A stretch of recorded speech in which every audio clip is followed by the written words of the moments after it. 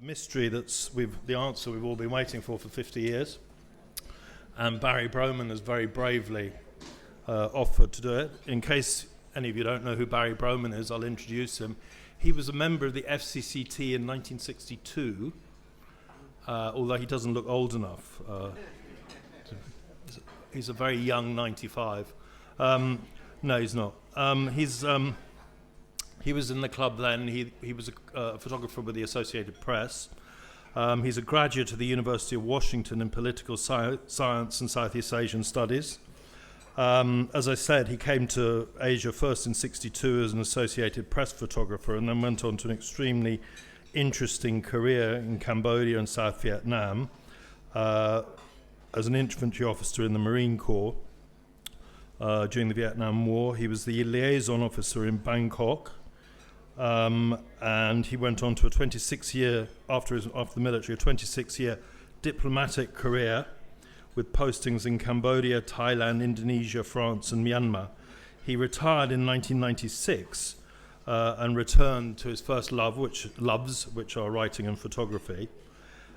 He's written and or photographed more than a dozen books on Asian themes, including Old Homes of Bangkok and Spiritual Abodes of Thailand, which he did with William Warren, who died in the last month. He's produced 10 documentary films, including Burma, A Human Tragedy, and this is the second time in all that period that he's come to the FCCT to present a film. So what we're going to do, it runs for 46 minutes, but Barry is now going to give you a quick introduction and tell you who is in the club with him to talk to you afterwards. Barry, can I ask you to come up? You want to sit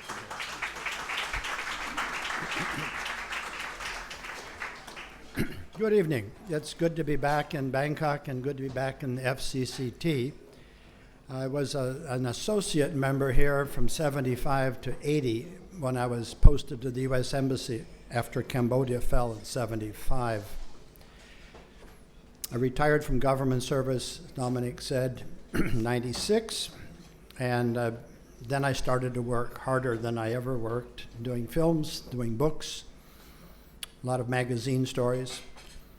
And along the way, I produced 4 films for the Jim Thompson Foundation, one on textiles in Nagaland, one on silk weaving in Isan, one on Jim's house, and one 11 years ago. It would have been for the centennial of Jim's birth. He was born 1906. We were hired to make the film for the foundation. It's never been released.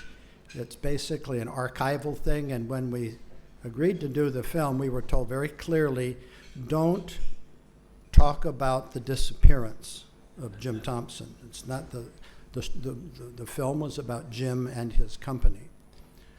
So I did the interviews for the film around the world, and the last question for every interview was, what do you think happened to Jim? And of course, there was a wide selection of silly answers and a couple that were possible, but none of them got it right, I think, because I think we have it right, and you're going to see the film in a couple of minutes. About 4 years ago, a friend of mine, old friend of mine, who's here tonight, Suicha Hiranpruk, called me up. I'm in Seattle, Washington. Suicha Noi is here in Bangkok, and he said, I think I solved the mystery of Jim Thompson. Well, okay, that's serious. And so I said, okay, what is it? He said, you got to meet my friend, Teo Pin. Teo Pin is with us tonight. And I met him. He told me, deathbed confession from his uncle. Ooh, this is interesting. But I need another source. I'm old AP, have to have 2 sources. So Noi kept working. About 6 months ago, he calls me again. I have another source. Willis Bird Jr. Billy's with us tonight from Chiang Mai. Billy's father, Willis Bird Sr., was an OSS colonel, served with Jim Thompson. Jim Thompson was OSS, Office of Strategic Services, otherwise known as OSO Social. the wartime sabotage intelligence unit of the United States government, later morphed into CIA.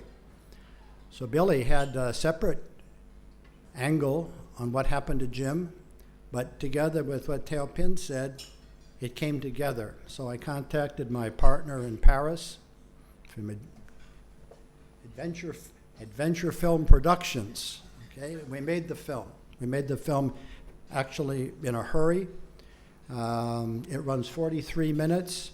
After the film, we will all be up here for questions and answers. So please hold your questions until then.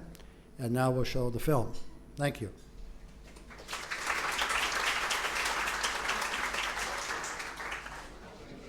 Do we have any questions? Right, Barry, can you just quickly reintroduce everybody? All right, if you settle down now, please.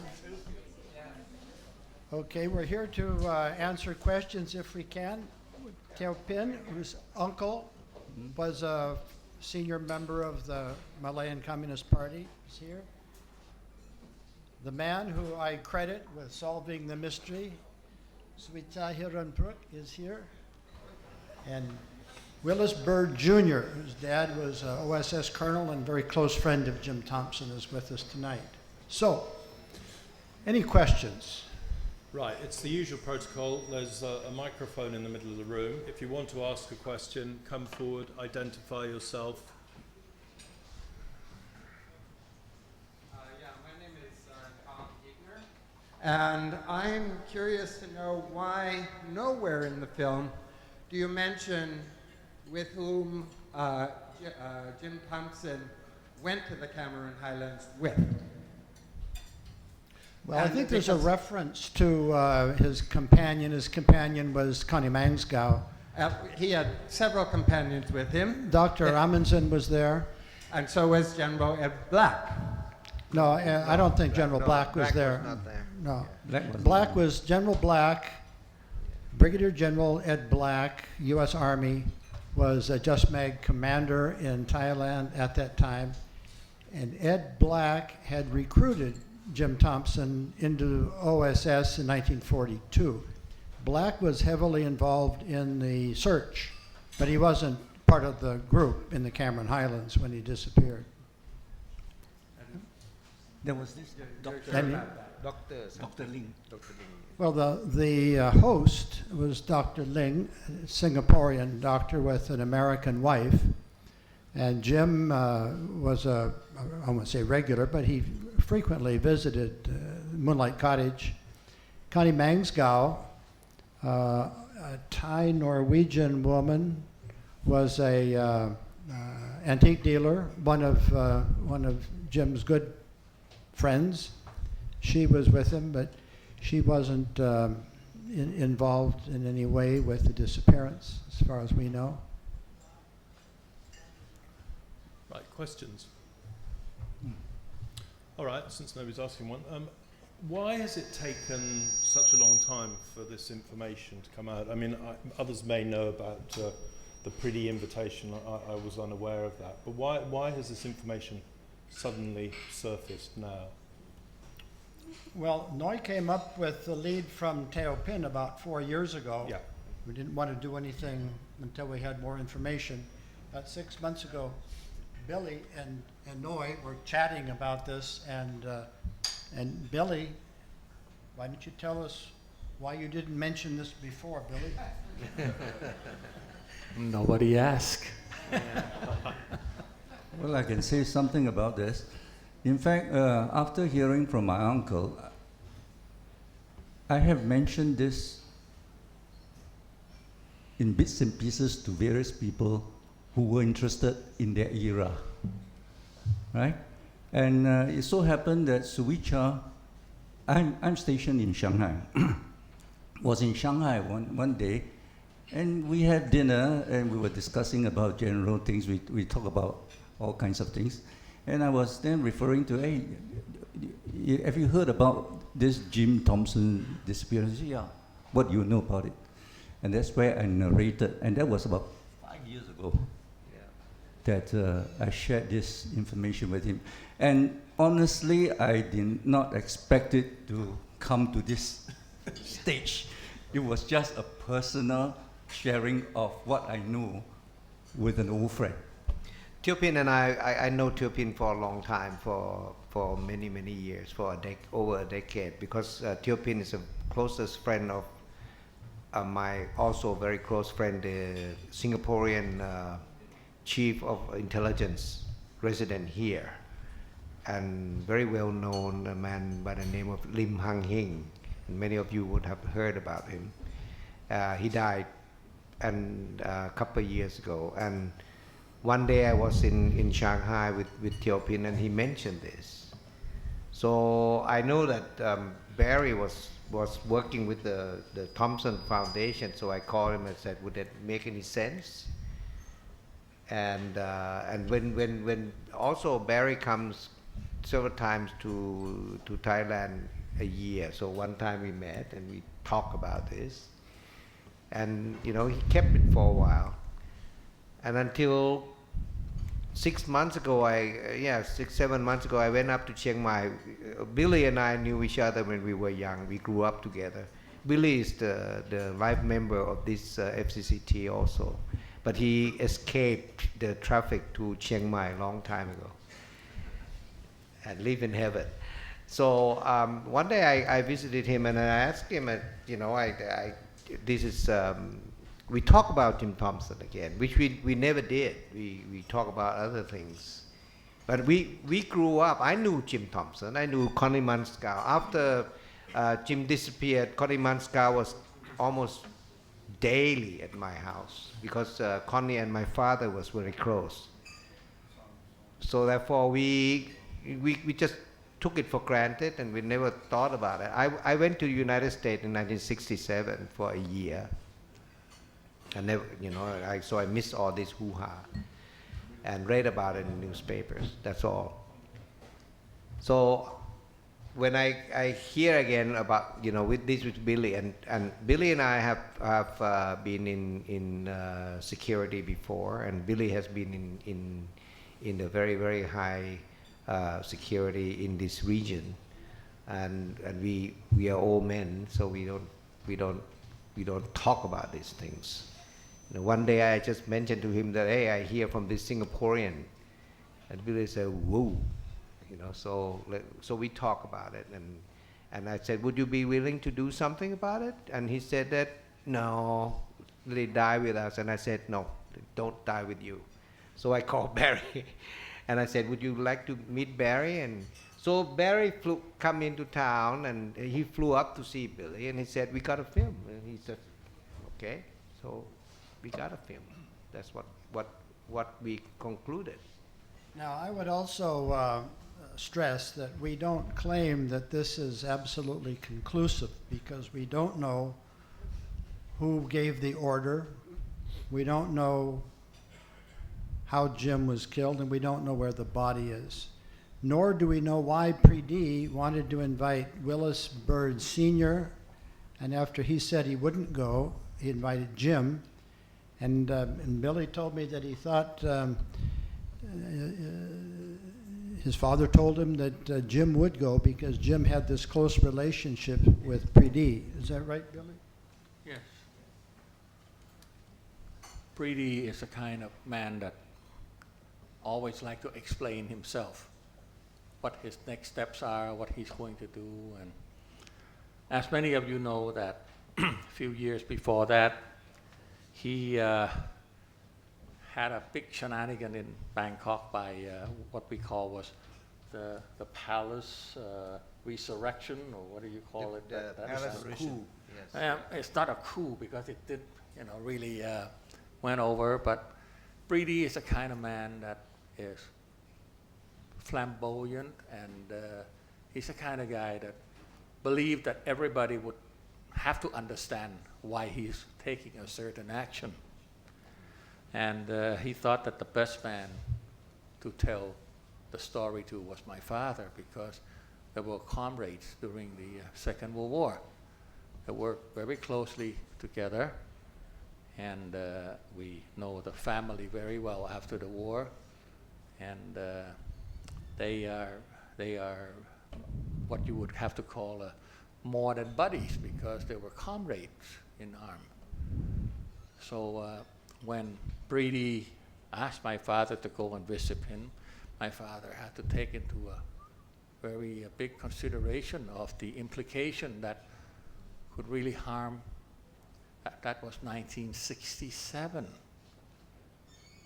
1967, you have a lot of pictures in here about 1967 and 1968. That's a time that you don't even say the word communist. It was really something that was, you can't talk that word, or if I sat next to him in 1967, I would have become a vegetable. That would have, Wait a make me... minute. Teo Pin's family were Kuomintang supporters. The uncle Yeah. went to the bush for 30 years. No one knew where he was, what he was doing. Say a few words about that. You must understand the situation in Singapore, then a British colony. There were a lot of idealists who wanted Singapore to be independent. And to the Chinese citizens, to the Chinese that were resident in Singapore then, they were not a recognized lot before independence, okay? Now, what happened is, during those days, I think 1937 was when Japan started invading China. So the Chinese in Southeast Asia, especially Malaya and Singapore, they were up in arms, not literally in terms of militarily, to support the Chinese government in terms of donations. So, in fact, my parents, my uncles, they were raising funds to be sent back to China to help the fight against Japan. My uncle fit into that category of very anti-Japanese and very Chinese nationalistic, okay? So he sympathized. In Singapore, there are two camps. Either you side with the Communist Party or the Kuomintang. During that era, there were these two Chinese that were still vying for their position for China. So my uncle, of course, I have aunties who were also in the supporting the Kuomintang, but this uncle of mine was supporting the belief that the future of China lay with Mao. Now, after the war, if you do know a bit of that history in Singapore, it was shown just now. Chin Peng was honored by the British with even an OBE. But Order of the British Empire. yeah, Order of the British Empire. A year after that, the British turned against the party. They felt that they were not supportive and not good for Singapore in that sense. And everybody that was identified then went into hiding. 1950, I can recall from my cousins. One day he just disappeared from the house, from his family. Without even telling the family, he had 5 children and 1 unborn kid at that time. And he just disappeared. And 2 days later, according to my parents, he published in the newspaper that he's now divorced from his wife. He doesn't want to be implicated. Right? And that was 1950. Never heard from him until he surfaced in 1989. After the signing of the peace agreement. Yeah, the surrender actually. Surrender between of the Communist Party of Malaya with Thailand and Malaya. That he surfaced one day in my house, and he spent 2 nights in my house, and that's where I asked him, amongst many questions, this story of Jim Thompson. By the way, let me explain a little bit about Mr. Teo Pin here. Teo Pin is not a businessman. He has been always a very senior civil engineer of the public work department in Singapore, and a very highly decorated engineer. You know, and he wouldn't tell that, but he's has the equivalent of OBE in Singaporean. And after his retirement, he was invited to be a counselor of a Malaysian company in Shanghai, where he has been ever since, on public, because it's a development company. It's a real estate company. Just a minor correction, since it's public. I'm not an engineer. I'm actually a surveyor. A surveyor. Quantity surveyor, if you know what that is. Yeah. Did I see another question back Yeah. there? On you go. Okay. It would be good if you queued, Yeah. because then we can see you, and it takes. There was somebody else, but he walked away. Yeah, he's No, disappeared. he's right behind you. He's disappeared. Yeah. Eaten by a lion.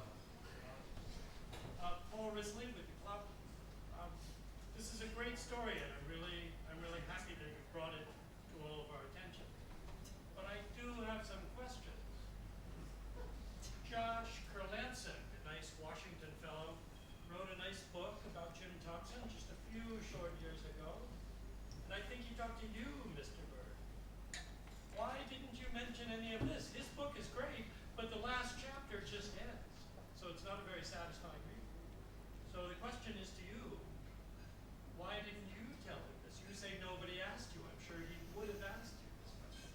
And then second question, about this Colonel Lim of Singapore. He would have known the facts of this. And he was very active here up until 5 years ago. Oh, Lim? Yeah. Yes. No, he doesn't. He I know Lim. I was at his deathbed. He was one of my best friends. Yeah, he would right. have known some of this. Okay, we'll talk about it. Yeah, let's do it. Yeah, one at a time. What about Josh? What can I tell you about Josh? Because I don't have a recollection of giving him interview. Oh, no? Sorry. Yeah. He quotes you and your father in his book. I'm sorry. I do not have a recollection. Perhaps I have a lapse in memory or something. But When I talked to Billy about this some time ago up in Chiang Mai, and Josh was talking about Josh has this theory. He tried to equate Jim Thompson and the U.S. foreign policy in Southeast Asia at that time. Jim was against it. He never asked Billy about the disappearance. And so that's why if he'd asked, Billy told me, he would have answered him. But Josh never asked. No, that wasn't part of his agenda, the disappearance. Yeah. Any other questions? Sorry, but you do remember meeting him. You do remember meeting Joshua. Very vaguely, because I really cannot recollect that I have had a proper interview with Josh. And when I read some of the things in the book, I was quite surprised. I don't want to blame anyone. Perhaps it's my own. But you don't have a clear recollection of speaking to him. Is that what you're I saying? do not have a clear recollection at all Okay. of giving him interviews, Proper interview. proper interviews. Maybe I sit and he can bump into me or something. But All right. Next question. No. Can I address on the Lim? Okay, Lim is a very close friend of mine. I've never shared this with him. So if you are saying he should have known, then he must have found it from other sources. But I never shared it with him, and I only shared it with Suicha 5 years ago. Right? He Ethiopian kept it to himself because it's not so fashionable. Because of the sensitive seat that he has here, especially in Thailand, and some of the things, in fact, there are still a lot of things which I never shared with him, and I still do not share with him. Until I get very old. So you can have a chat afterwards. Okay, next. Yes, please. Say again? Philip Show or Sunday Times, yeah. Sunday Times. Yeah, it is. I'm so confused by so many things about this film that I'm sort of struggling to come up with a question. It seems that we heard from Jim Thompson's nephew, who believed that he was hit and killed in a hit and run. And we heard from Jim Thompson's niece, who believed he was murdered by some Thais because he was a successful silk baron. And we heard from the CIA station chief's wife, who thought he fell into an animal pit. And then we heard from you, two sources. But just to keep it simple, I will just ask about the two sources for the film, because you don't have the same story, and yet you're telling us you've solved it. Mr. Bird says that his father supposed that Jim Thompson was somehow spirited by boat to Cambodia. And our friend from Singapore says that his uncle told him on his deathbed that he was murdered by the Malayan communists. So if I could just focus amongst this whole morass of confusing claims and suppositions and theories on the two people present, why are you saying you've solved the mystery when they've got very different stories? Probably your answer. Well, what I would say is that I first talked to Teo Pin. He told me his uncle's story where he admitted the Malayan Communist Party killed Jim. And then the question was, why was Jim asking about Chin Peng? Why on earth would he go down to Malaysia and talk about the most wanted man in the country? Then along comes Billy and his father's story about the invitation to go to China to meet with Priti Pandamyong. And so suddenly we now know why he was asking about Chin Peng, the leader of the communists, to help get him to China or wherever he would meet with Priti. I mean, we don't have all of the pieces of the puzzle, but I think that these two triangulate quite well. Right, questions? All right, okay, quickly. In the rear.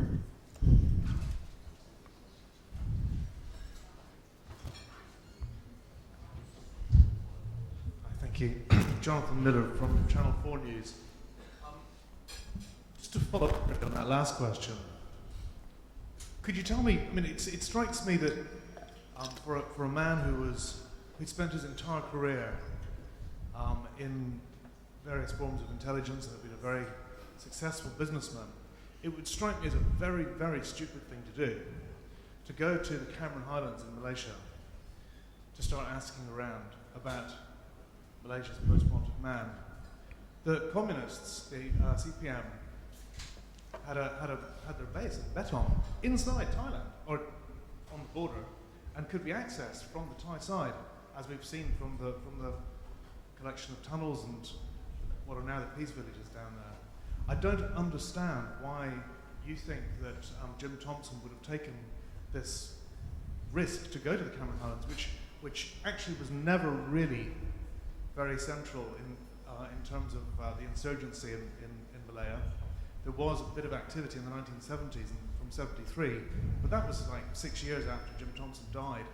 So I just, if you could explain why you think he would have done something which was a bit of a sort of schoolboy error in terms of as an intelligence operative. Thank you. Well, I'll answer, but not as an intelligence operative. Okay. Now, chronologically, you are slightly off. Betong only came in the later years. 66, 67, 68, Highlands was the nest, was the hub of communist activity. Chin Peng only retreated to Betong when things got hot in Peninsular Malaya, and the Thais gave them sanctuary with peace villages and all that. So, Suvicha probably can fill me in. When did Betong Yeah, became... under Hat Yai agreement in 1989, actually, because we've already the Thai.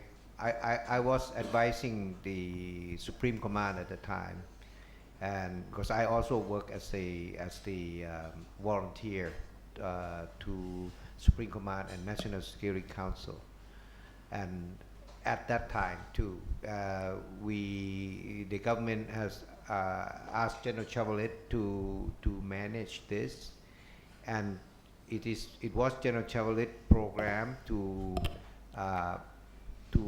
embrace and take the CPM into Thailand in order to stop the activities there. Very similar to what we have accommodated the KMT in 1950 in Chiang Rai, Chiang Mai, Mae Hong Son. It's the same principle that we did as the counter buffer.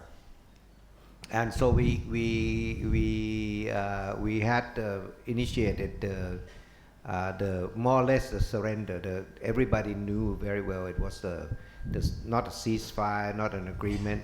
The Thai agreed to give 2,500 nationality slots to the Communist Party member and provide the Chulaporn, the young princess, was given the name for the 5 main lines starting from Betong all the way to almost the east part of the peninsula with the Malaysian bordering.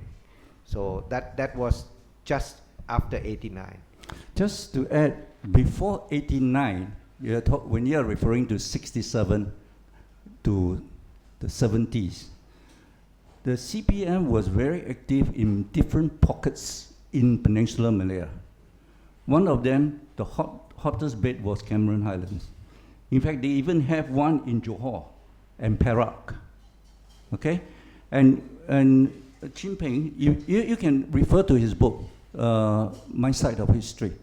He retreated back, retreated to southern Thailand when things were getting very rough because they were setting up this, what do you call it, settlements to exclude the CPM members from being assisted by the local villagers in terms of food supply.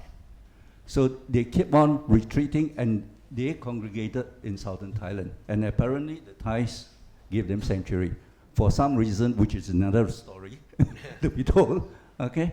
And that's where Betong came into being. I would say Betong came into being in the 80s. Yeah, late 80s, 90s. 89, not talking about the surrender agreement. Yeah, right. In the 60s, they were not there. In fact, they were, when they retreated into southern Thailand, the British dare not go in. Yeah. That's another story to be told. Yeah. Let me make a quick comment on that question. It was a good question.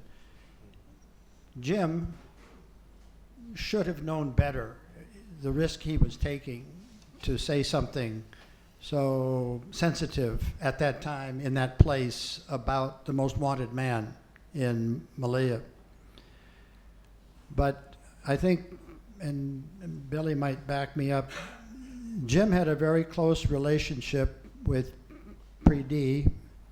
Jim was, I believe, chief of OSS right at the very end when he came in, and Pridi was prime minister, later forced out.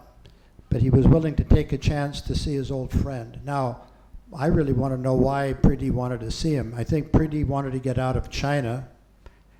This is 67. Pridi went to Paris. He was allowed out in 1970. I met Pridi in Paris in 81 and 82. And that's where he died, in exile. But Jim absolutely took a big chance, and it probably cost him his life. Any other questions? Hi, Mike Spencer. I'm a freelance writer. Just one question for perhaps Theo Pin. Would the Malaysian Communist Party in at that time been wearing uniforms? Okay. In fact, I just went to Betong in October Yeah.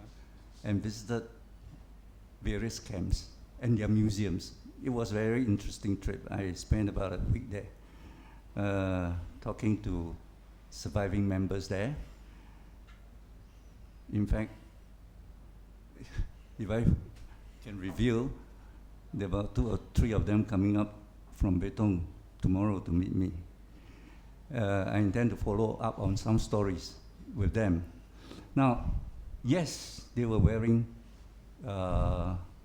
uniforms because I saw the photographs in the museums, as well as this lady whom I'm going to meet on Friday.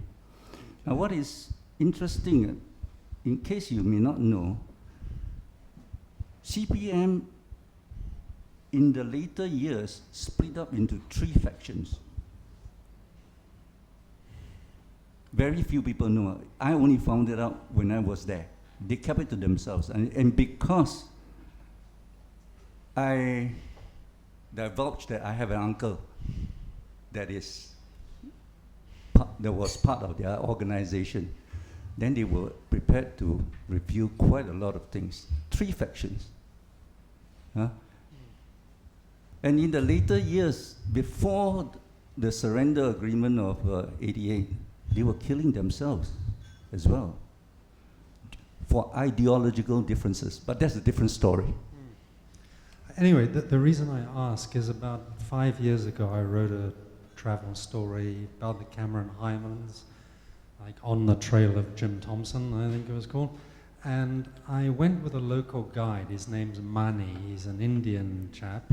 And he takes walks through the forests and up to Moonlight Cottage, and obviously talks a lot about Jim Thompson and his disappearance. So I went on that walk, and he said that, because he's from there, he was born there, he said the aunt of his friend was a young girl at the time, and she was cutting bananas at that loop just down below Moonlight Cottage. She recognized Jim Thompson because he was a frequent visitor and he was a well-known character around there. And she said that she saw him get into a car with men in uniform, but she didn't recognize the uniform. And that was his sort of bit of information. So might be worth following up, because kind of links in with what you're saying, if they were wearing uniforms. Yeah, they were uniforms. What color uniforms? You can ask her. I think she's still alive. Green, Oh, that's green. good. I heard No, that story. This is I a back good- you up, yeah. Yeah. Well, not me. It's Green fatigues. Mani. Your story. Yeah, yeah. Now you should know that the Moonlight Cottage is now called the Jim Thompson Cottage, and it's for rent. Part of our film crew spent a night there. Whilst the next questioner comes to the microphone, I'm very intrigued by this invitation. How did it arrive in Bangkok? How did this invitation to Jim Thompson and your father appear with us? Or how the invitation was arrived from Pridi. The message, yeah. We have our source, yeah? But we don't talk much about where we get it. But I didn't want to get into this all the way right from the beginning, is that if you are aware at all that Brady did not spend all his time in China, are you aware? Especially in 1967, 1968, 1969. He spent very little time in China. Right. So So he would have been where? Cambodia. Oh, right. From Okay, there- that makes a lot more sense, right? Yeah. The Chinese communists had very high influence in the situation in Cambodia, as you know, up at that time and up until now. It's the same situation in Malaysia. Jim Thompson was a very high-profile gentleman. It's very difficult for him to cross the border into Cambodia at that time, even if he knew his final destination would be Cambodia, the most logical aspect of traveling would be from Malaysia. So that, for us, that would be the most logical, and we believe that's why he went to Malaysia on the advice from the SHICOM in Cambodia. Right. Because the people would be coming from Cambodia, and we have so many people coming across the border.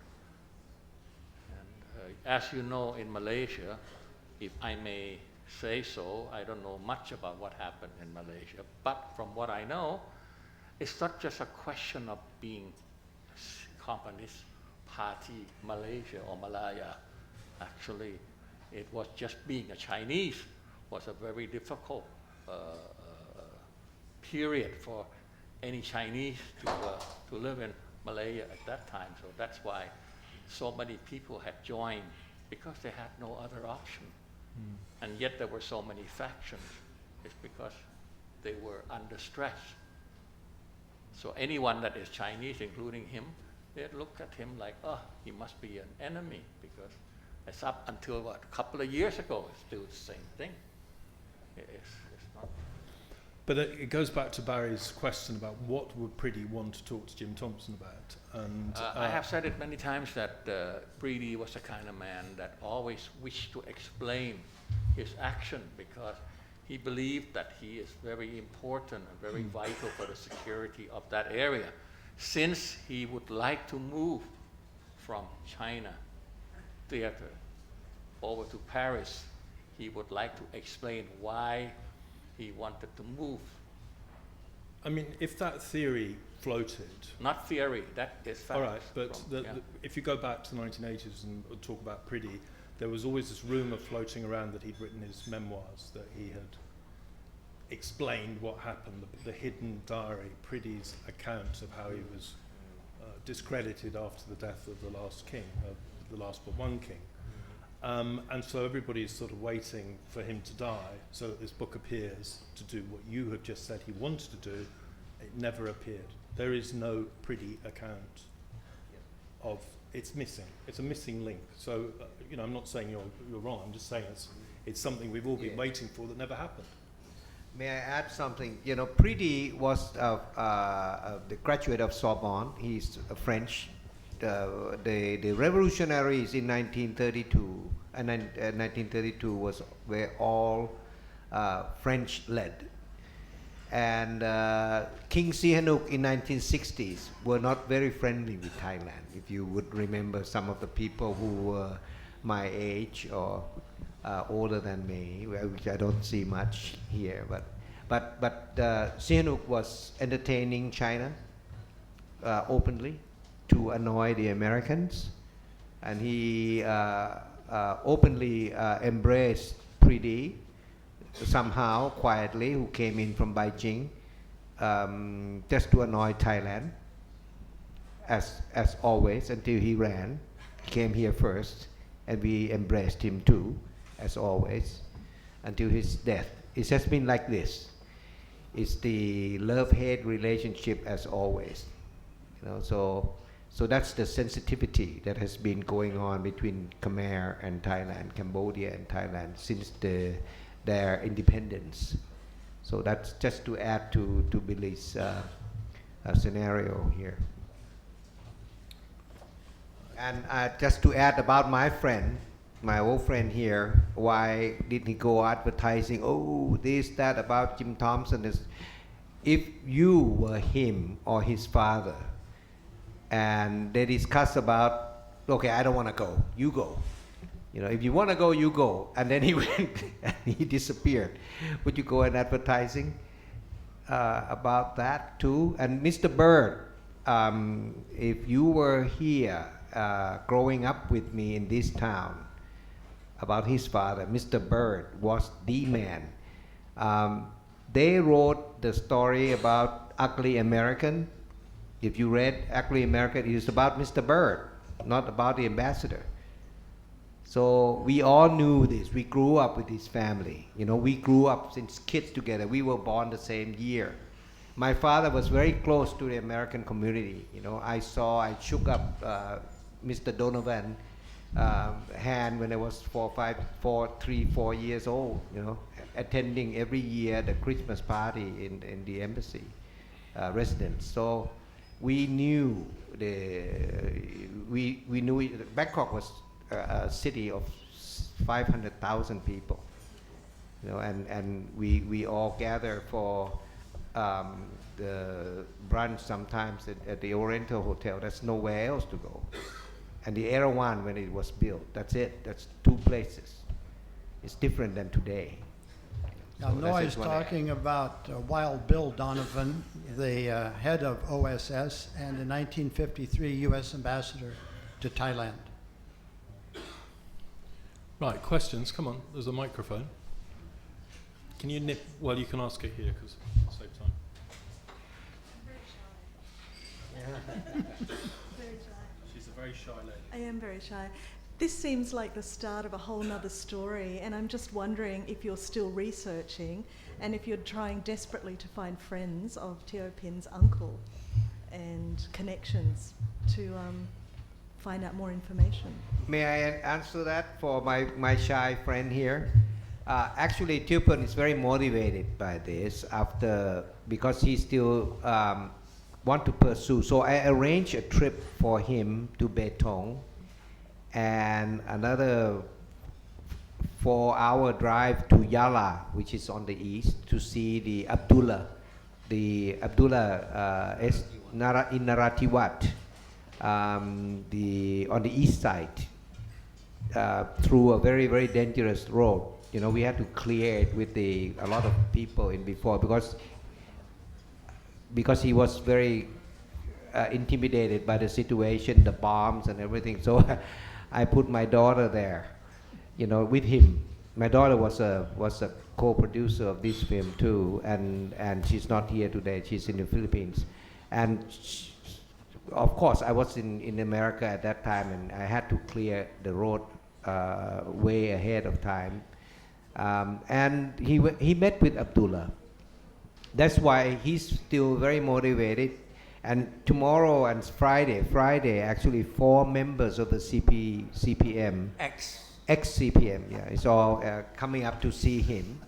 And we're thinking about how to verify, how to identify the remaining members or anybody. But these are very close people. And we have no time. I'm a businessman, and he lives in Shanghai. And Barry lives in America. Billy lives in Chiang Mai. So we still, in the back of our mind, I still want to know more. I want to know that his uncle is recognized and who were there in the cell in the Cameron Highland, who was. I believe that they're still here. I mean, even after 50 years. The younger ones would still be here, the children of those and all that, if we try hard enough. But would we want to try hard enough? That's another story. But Teo Pin is interested on the CPM part of it, the romance of being the underground and the overseas Chinese arms. It was a very interesting trip to Betong because I met the 3 factions, and they were not talking to each other. Okay, and they have their own museums that tell their own stories. So if you have the opportunity, of course, they may not be able to. I mean, for a Caucasian, you may not miss that. But because I was like one of the asked before, because my uncles, they really open up a lot of stories, and I could feel. In fact, I was sharing with Barry. There's a whole lot of other stories to be told. The intrigue. I don't know. You've heard of Leiter, the triple agent. Litek. In Chinese, it's Leiter. The triple agent that was a Secretary General of CPM for years before he was discovered. Is in and his photograph was also in the museum, and they said this is the traitor that betrayed 200 members of the CPM in Batu Caves that were shot by the Japanese. Okay? And they didn't realize it until much later. And I asked my uncle about lighter when he was one of the questions. He says, we only realized it later after 2 betrayals. One was in Batu Caves, and the other is somewhere in another meeting in the Pahang jungle. Then it was traced back to him, and they eliminated him in Bangkok. It's now public knowledge. At that time, when he told me, I didn't believe it. Chin Peng's book confirmed it later. This is an incredible story that's never really been properly told, because this man, this communist, was a Vietnamese sent by the Comintern to Singapore on the run from the French before the war. But now it turns out the French had recruited him, and when he moved to Singapore, he was turned over to the British. He went over to Hong Kong first and got recruited by the British. I stand corrected. So he was a French asset and British asset. The Brits left in 1942. He was a Japanese asset. Yes. So he betrayed his own people. Fantastic guy. And then the Brits came back, handled him again. Ultimately, he was discovered. He'd absconded with all of the Malayan Communist Party money, came to Bangkok. Chin Peng contacted the Thai Communist Party. They killed him and threw him in the Chao Phraya River. And that's a good story. Yeah, very strong story. No wonder everybody's other confused. questions? Oh no, come on. Arnaud Debus with French Radio. If what you say is true, why do you think Philippe Anomian never tell about this story? Sorry. I don't know why we didn't hear from Preeti.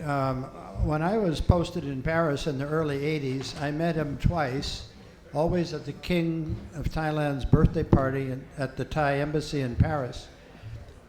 And he was willing to talk to me about, I was interested in World War II. I wish I'd known about the Jim Thompson story then. I could have asked him. He was very forthcoming. It was always about cooperation with the Allies in 44, 45. And we didn't talk about anything after that. And then he died around 83 in Paris. So it's a good question. Where are his memoirs? I don't know. If they exist. If they exist. This is puzzle bits of the story. I mean, Well, you've made saying- some very interesting suppositions. Right. But it needs to be backed up. So what are you going to do next? What's your next step? Or is it I'm going to wait to see what Teo Pin finds out. He's got the best chance. My story ends where the film ends. I'm only pursuing out of curiosity of what my uncle and the party were doing in those times that was not recorded. I'm trying also to, I help him here because I try to get him to feel and to see more about the romance of the revolution of the Chinese overseas. I see it on a historical point of view. I think it's very interesting how before they became Singapore or they became Malaysian, and when the Malay stopped trying to do away and kick him out of the country, way up in the 80s, they had in 1986 they had a very big, 87 I remember they had the last racial uprising against the Chinese, and in Indonesia subsequently in 62 where 300,000 of them were of both Malay and Chinese communists were eliminated.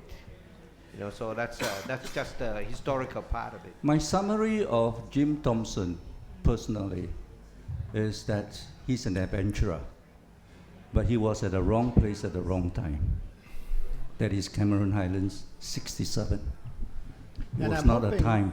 I'm hoping that the information that's coming out now, our little film, and further inquiry, there's people out there that probably do know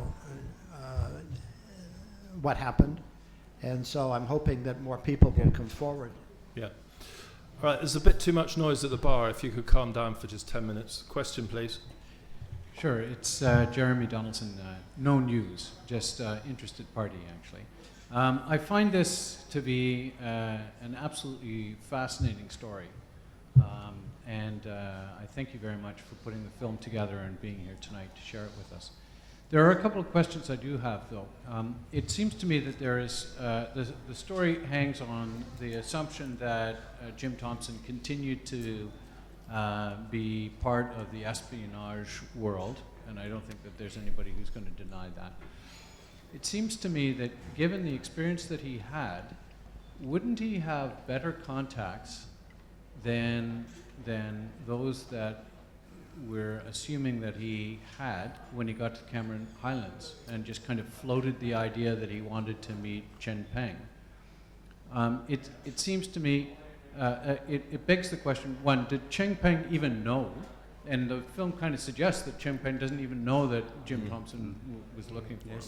Chen Peng probably knew who Jim Thompson was, and so there's the question, why was the message never sent? But the bigger question for me is, why is he asking the janitors for a meeting with the CEO? Like, presumably he had higher level contacts, and why weren't those contacts used? Do you have a thought on that? Okay, that's a good question. That's a good question. Yeah. I would say this. Jim Thompson was a war hero in OSS. He received 5 Bronze Star medals, all won in the European theater. He left government service 1946, I think, and he did not continue in the espionage game. He became a textile salesman, and he didn't know what was going on. Chen Peng was not in Malaysia when Jim went down there. Chen Peng was already in China. So I think that Jim, at the best, was out of the business and didn't really know what he was getting into. Other questions? Yeah. Keep it short. In fact, just to add, the few people that I met in Betong in October, I brought up Jim's name. None of them have heard of him. And they live in a very secluded, environment in Betong, untouched by the city life of Bangkok. They do agriculture. They plant their own food. Yeah. So when I mentioned Jim Thompson, you never heard of him. Who's he? And they are all Chinese educated. These are all the Chinese who have fought with Jim Peng, and they have, if I may say so, assumed Thai nationality. Question? Question? Yeah. Yes, I'm addressing Mr. Taupin from the memory of your uncle. This period of 1967-68 was the period of the end of the Cultural Revolution in China with Liu Shaoxi and other people, remember? And if this switch didn't have some influence of the attitude of fear in every other little countries, understanding that it was the end of the honeymoon, with the hard Maoism, helping everybody to start a revolution in Thailand, in Malaysia, in Cambodia, and in Indonesia, and so. So I just want to know if Jim Thompson was aware about this situation or not, unconscious that it was really dangerous. He was confronting people who didn't know themselves where they were at that time, politically. Do you understand my questions? I can't answer for what Jim Thompson could have understand the situation there. But I can add something which I discovered in my trip to Betong, was that there were 2 different groups. One of them wanted to continue the revolution and believe what Mao did in China could be applied in Malaya. And another group accepted the fact that Malaya by 67, 68, was now an independent country. It's no more, I mean, the original mission, fighting the Japanese in the first place, fighting the British is no more in place. So that was the split down there along, I would say, ideological lines that was affecting the people in Betong. And Jim Thompson didn't know about it. Sorry? Jim Thompson did know about it or not? I don't know. No. That I can't say. That I can't say for him. Sorry. I just, trying to get into the thinking of the group of people in that era, in that place. Thank you, sir. Yes, please. Very quick question. Now that so many years have passed and they release information, secret information, intelligence information, can we be sure today that Jim Thompson was working for intelligence then or was not? Can we be sure? There must be, in the States, you must be able to get hold of information, surely.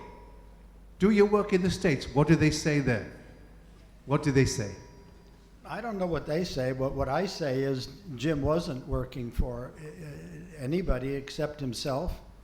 He didn't like U.S. foreign policy. He had a lot of friends.